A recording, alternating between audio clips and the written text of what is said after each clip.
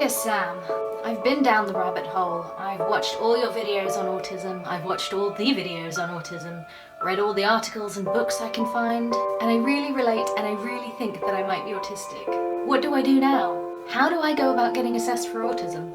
This is a question that I get asked probably several times a week on my Instagram, shameless plug, please go follow me. And I wish I could help everybody individually, it's just too much for me to reply, but then I thought, hey, remember that YouTube channel that you have? You could make a video on there. Genius. How many months did it take for me to figure that one out? But I get a lot of messages, including from teenagers, and my heart sort of breaks a bit. Because so many people say, I know I'm autistic, but I'm terrified of talking to my parents about it. Or I'm worried I won't be believed, which I relate to. Because let me tell you, at the age of 32, I was so nervous to tell my parents that I drank a bottle of wine and then cried on my mother's lap for an hour. Because she said the word autism in the middle of an unrelated conversation, and I could no longer bear keeping my wild secrets within me. Don't do that. Do this. Hi everyone, if you're new to my channel, I'm Sam and I make videos about autism and neurodiversity every week here on YouTube. If you think you might like that kind of thing, click the like, subscribe, whatever, engagement. Oh, I don't know. So almost all the people who get in touch with me with this kind of question have already done quite a lot of research on autism, and I don't just mean Google search, that's it, I'm autistic. And maybe you've binge watched all my videos and all the other videos and researched online and read journal articles and all of this stuff, and you've come to the conclusion that yes, you finally have a label for everything that you've experienced in your life. There's a name for it. And suddenly when you're done with that very intense and very exciting phase, the research phase, the realization sort of hits you that this is something that might actually affect your life on a wider level. This isn't just something that you can sit there and think, yes, I'm probably autistic, but it has had an impact on your life and the way that you interact with the people around you and the direction that your life is potentially going. And this leap from being very comfortable doing your own research and kind of self-identifying secretly it's a scary leap to take, to jump to the and now I'm going to do something about it phase, it's just not quite as comforting as the research phase, because it involves other people mainly. Research for me is very comforting and other people for me are unpredictable, and I think that's possibly true for a lot of autistic people. So I totally understand why you might be feeling uncomfortable at this stage. The first thing I did during my research stage was to make a big document. Every time I came across a memory, a trait, or a habit that I'd suppressed or hidden from the world, it went into this document. And I think it came out at around 6 pages, but I know a lot of people who have significantly longer documents. So don't feel bad if you've got 30 pages.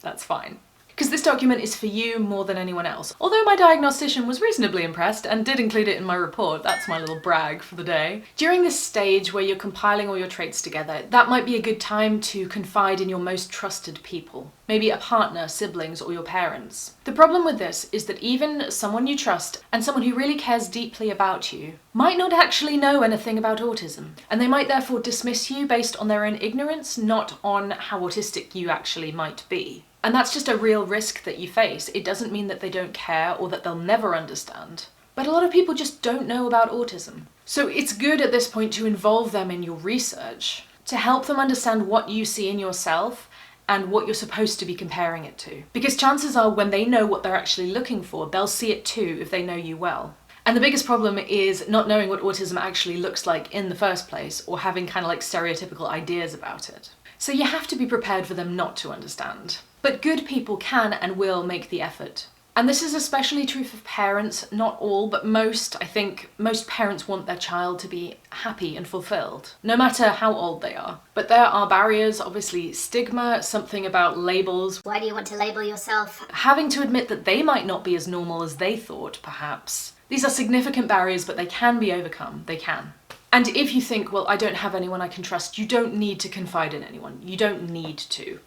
The next stage is deciding if you want or need an official diagnosis. Perhaps you need or want accommodations at university or in the workplace, and the only way to get that is with an official diagnosis. I have done a video on this actually, so please check out my video on the subject of whether or not an adult diagnosis is kind of worth getting. And if you're a teenager, then my personal opinion is it's almost always worth it, but you definitely need to involve your parents in that.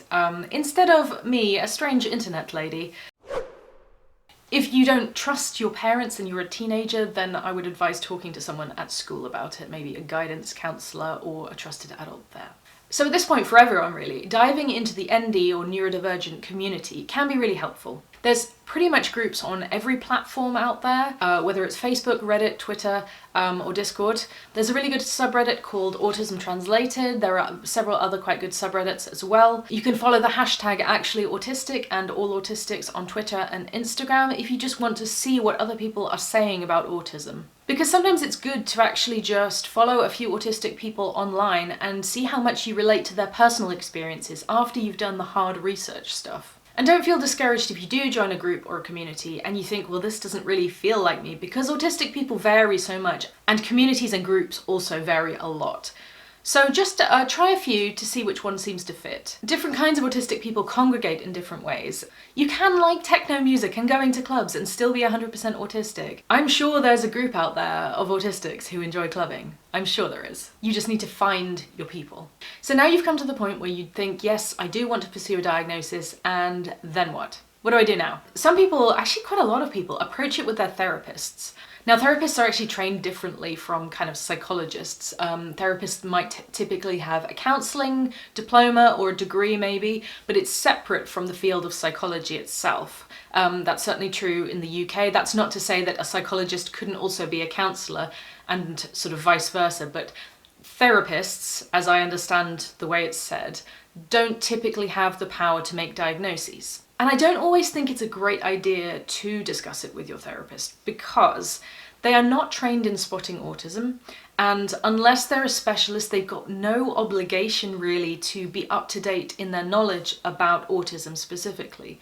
So I think I hear from a lot of people who've said to their therapist, they say, well, my therapist just thinks I'm quirky or neurotic or I overthink things. And it's like, yeah, they probably see a lot of undiagnosed autistic people, but you can discuss it. But if they dismiss you, that doesn't necessarily mean anything, because they're not trained in autism. Figuring out the options for you personally is going to depend on your geographical area, your country, your location within that country. There's so many different factors. I cannot possibly research and say, well, you live in this part of, well, you live in this part of Russia, therefore you should go and find this person. I don't have the resources to do that. But in general, the absolute best starting point is with your GP or primary care physician. They are the person who will put you in touch with the right people. They are the gatekeepers, for better or for worse. So make an appointment with them to discuss the fact that you think you might be autistic. How on earth do you communicate this? I know it's like, it's really difficult. You're going to have to condense however many pages of your big document, of your life experience, into something that is a little bit easier to digest. Because doctors are busy, appointments are typically 10 minutes, and you want to make it as easy and clear for them and for you as possible. So what I've actually done for you guys is I've made a template that is based on the diagnostic criteria as laid out in the DSM. The DSM isn't perfect by any means. I have done a video on that, explaining the criteria, which I'll also link below. But it is a really good structural starting point to organize your thoughts and organize your traits. And honestly, I've been feeling kind of bad about the number of doctors, I assume, who've had to put up with this whole... I saw a video on the internet from this woman called Yo Samdy Sam, and I think I might be autistic. So I thought I would do doctors a favor and make life easier for everyone and give you a way to structure that conversation, because it's very overwhelming when you sit there and you say, I think I might be autistic, and there's a long pause. So having a document where you can organize these reasons why would have been very helpful for me. I think I wrote down 3 bullet points and just got scared. I was lucky with my doctor, a lot of people aren't. So the way you use the document, I've given you the template with different categories and you fill in the traits that correspond to each category. It's kind of simple, but it's just a way to organize your thoughts.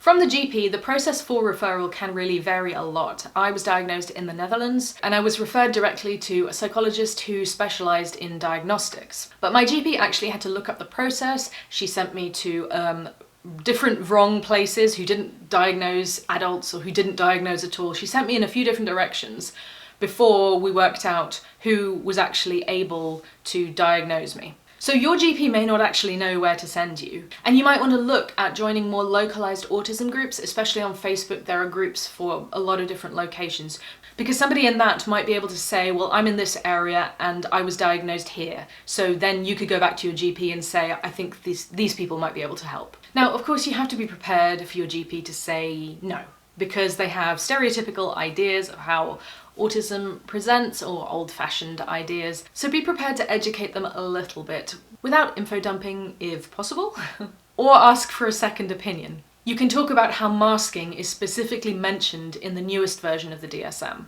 You could print out the DSM criteria as well, that might be helpful if they really don't know anything about autism. You could talk about how many people are now being diagnosed later in life because of this, and because they've recognised that autistic people can and do mask. If you're facing a struggle getting that referral, please bring a trusted person with you to the appointment, even if they don't necessarily believe you. Bring someone who can fight your corner anyway, someone who knows you and knows when you get overwhelmed and can step in at that point maybe, especially if you have a tendency to lose your words when you get really stressed. And the other problem that you might face is that diagnostic options are simply very limited.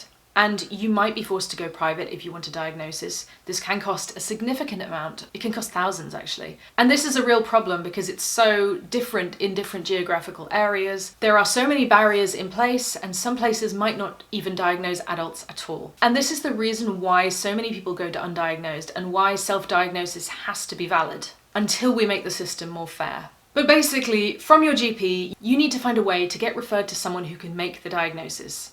And a therapist generally can't do it for you. And then comes the big wait. This can be a very hard time. I felt very restless during the 4 months that I had to wait, and it could be a couple of months, but it could also be several years before you get that appointment. So what can you do during this time? Well, you can take the time to do more research, maybe in a more relaxed and less frantic way. You can take the time to read books by autistic authors, make autistic friends, and know that you know who you are deep down, even if other people misunderstand or misrepresent you. But hopefully this video has clarified the steps and the process up to your diagnosis or assessment, and made it seem a little less scary and overwhelming.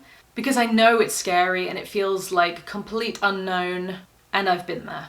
And know that I understand your fears and pain and uncertainty. The imposter syndrome, that FYI doesn't go away after getting your diagnosis, the stigma, both external and internal, these are all real and painful, but you can get through them with the right people and the right communities around you. Finally, if you're looking for a really supportive community to explore your neurodiversity with, or as we like to call it, if you're on the suspectrum, I do have a Discord server full of amazing people, which you can join for a small monthly fee. It helps support this channel, and as well as access to the Discord, you can get some exclusive content, giveaways, that sort of thing. So if you think you might like to join that, I put all the information down in the description box below. If you like this video or found it helpful, please give it a big thumbs up, because it helps to feed the algorithm and indirectly helps to feed my 2 cats, Storm and Lily, who are cute.